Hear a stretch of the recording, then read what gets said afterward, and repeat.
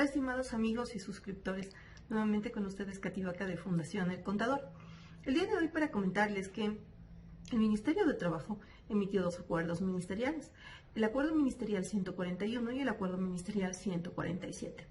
Es muy importante que recordemos por qué se emiten estos dos acuerdos ministeriales.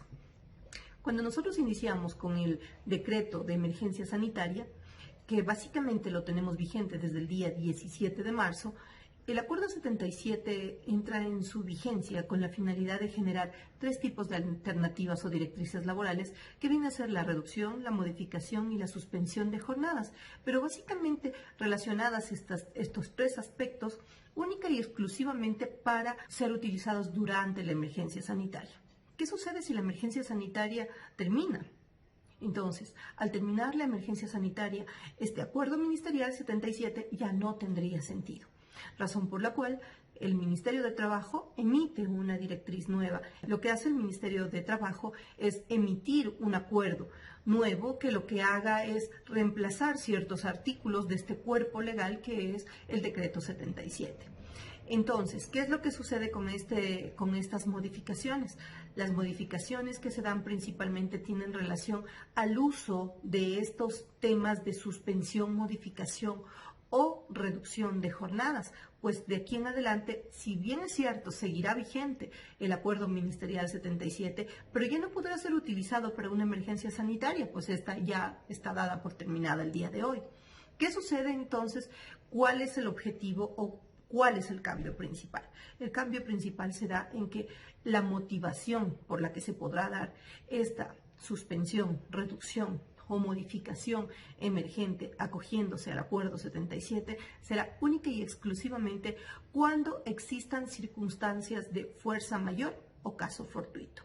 Esto lo vamos a ver, les vamos a entregar unas diapositivas a continuación. De igual manera, tenemos ciertas directrices o ciertas excepciones que se presentan más bien en el Acuerdo 171, que lo que hace es generar excepciones a la aplicación de ciertos artículos de la ley humanitaria. Vamos a revisar entonces también las excepciones que genera este Acuerdo Ministerial 171 relacionándola a la ley humanitaria direccionados específicamente al grupo vulnerable de discapacitados o sustitutos.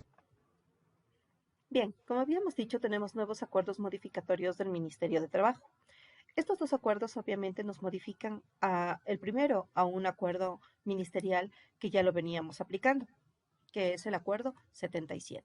Vamos a ver entonces. El Acuerdo 77 nos hablaba básicamente de directrices laborales emergentes, las cuales se generaron básicamente para ser utilizadas durante la emergencia sanitaria, es decir, desde el 17 de marzo hasta el 14 de septiembre. ¿Qué generaban o cuáles eran estas directrices? Eran tres: la suspensión emergente de jornada, la modificación emergente de jornada y la reducción emergente de jornada. ¿Qué sucede entonces ahora? El objeto del Acuerdo Ministerial 77 nos hablaba de que era el utilizarlo durante la declaración o la declaratoria de emergencia sanitaria por el coronavirus COVID. Como esto ya no existe, como esta declaración, esta declaratoria se da de baja, automáticamente el objeto se modifica. ¿Se modifica por qué?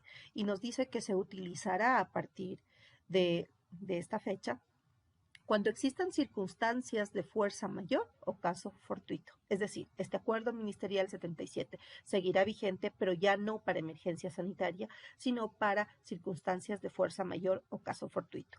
¿Cuál va a ser el ámbito en el cual nosotros vamos a poder utilizarlo?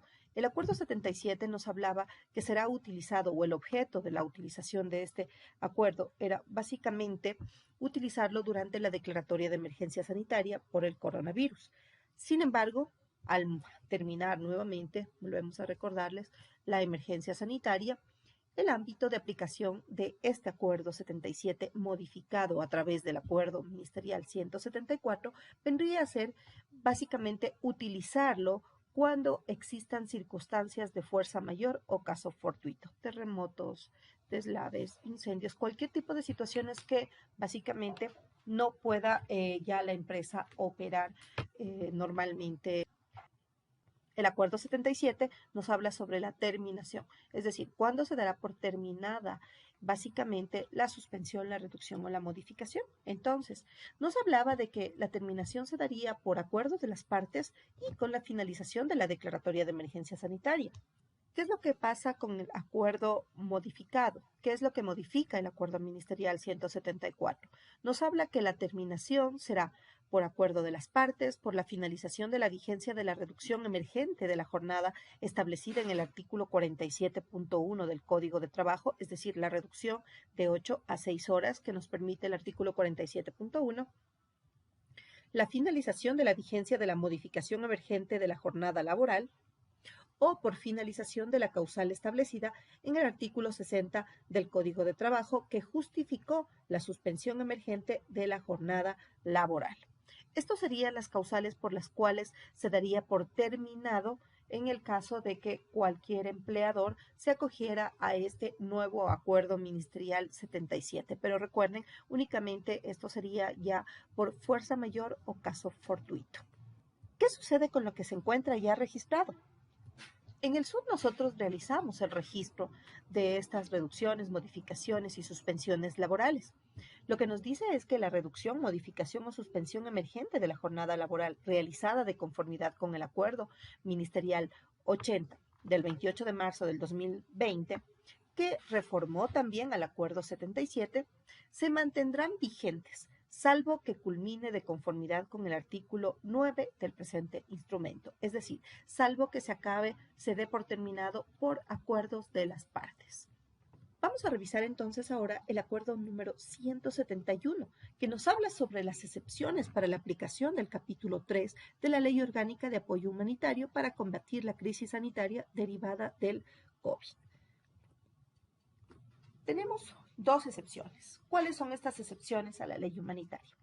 Y como yo les mencionaba al inicio, básicamente estas excepciones tienen relación con un grupo vulnerable que viene a ser el grupo de las personas con discapacidad o con capacidades especiales. Nos habla el artículo 2 de las excepciones al artículo 16 de la Ley Orgánica de Apoyo Humanitario para combatir la crisis sanitaria derivada del COVID. Nos dice que el empleador no podrá suscribir acuerdos que disminuyan la remuneración que recibe por la jornada laboral ordinaria o parcial. El trabajador que a. tenga la condición de persona con discapacidad conforme lo establece el artículo 6 de la Ley Orgánica de Discapacidades debidamente acreditado por el CONADIS o por el Ministerio de Salud Pública conforme la normativa vigente. O b. sea calificado como sustituto laboral de persona con discapacidad, conforme lo previsto también en el artículo 48 de la Ley Orgánica de Discapacidades, quienes en concordancia con el artículo 15 del Reglamento a la Ley Orgánica de Discapacidades, debidamente acreditado por el Ministerio de Trabajo. Entonces, debemos dejar en claro que a nosotros la ley humanitaria nos permitió realizar acuerdos con nuestros trabajadores en los cuales podíamos realizar la disminución de remuneraciones sin necesidad de disminuir la jornada laboral de este empleado. Pero ¿qué es lo que nos dice en este momento esta excepción?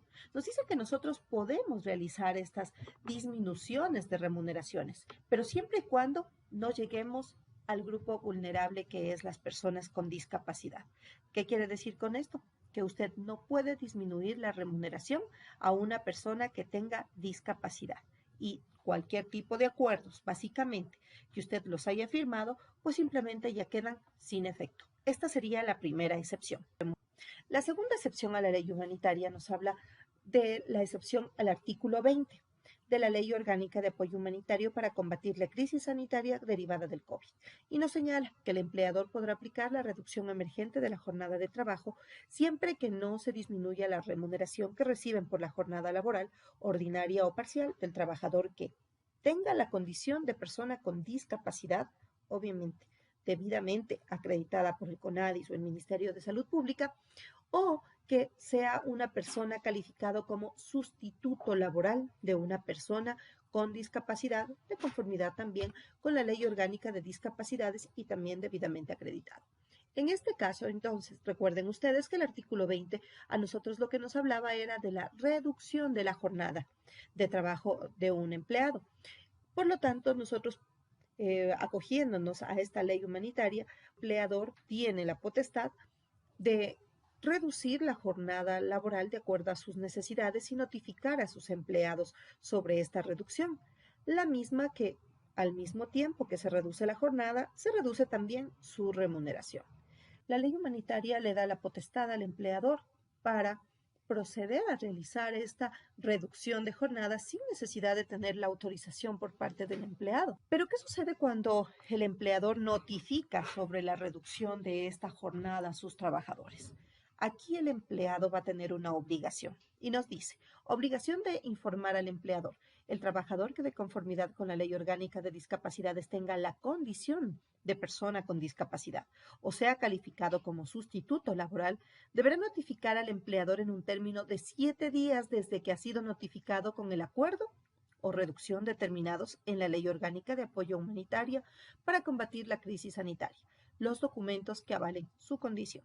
Si el trabajador no realizara esta notificación, no podrá acogerse a las excepciones aquí establecidas. Ahora, viene una gran inquietud. ¿Qué sucede? ¿Qué sucede si es que yo tengo registrados acuerdos en el SUD? ¿Y qué sucede si yo tengo registradas reducciones de jornadas a este grupo de personas o a este grupo vulnerable de personas con discapacidad? Veamos lo que nos dice el mismo acuerdo 171. Nos habla de que en el caso de que los empleadores que previo a la expedición del presente acuerdo ministerial hayan suscrito acuerdos que disminuyan la remuneración de los trabajadores determinados en este artículo, deberán dejar dichos acuerdos sin efecto a partir de la siguiente remuneración, lo cual no acarrea ningún efecto retroactivo para el empleador. En el caso de los empleadores que previo a la expedición del presente acuerdo ministerial hayan aplicado la reducción emergente de la jornada de trabajo y en consecuencia disminuido la remuneración de los trabajadores determinados en este artículo 4, deberán aplicar el proceso aquí determinado a partir de la siguiente remuneración, lo cual no acarrea tampoco ningún efecto retroactivo para el empleador. ¿Qué querría decir entonces? Que básicamente este acuerdo regiría a partir del mes de octubre. ¿Por qué? Porque los acuerdos que usted firmó o a los que usted llegó siguen vigentes. Las reducciones de jornadas a las que usted notificó a sus empleados, pues obviamente seguirían vigente y este empleado recibiría durante este mes de septiembre la remuneración reducida. No así en el mes de octubre, que el empleado ya tiene que presentar sus justificativos de ser una persona con discapacidad o sustituto para que el empleador pueda realizar los cambios dentro de lo que corresponde a su rol de pago. Hasta aquí la revisión de estos dos acuerdos ministeriales. Esperamos que sea de su utilidad.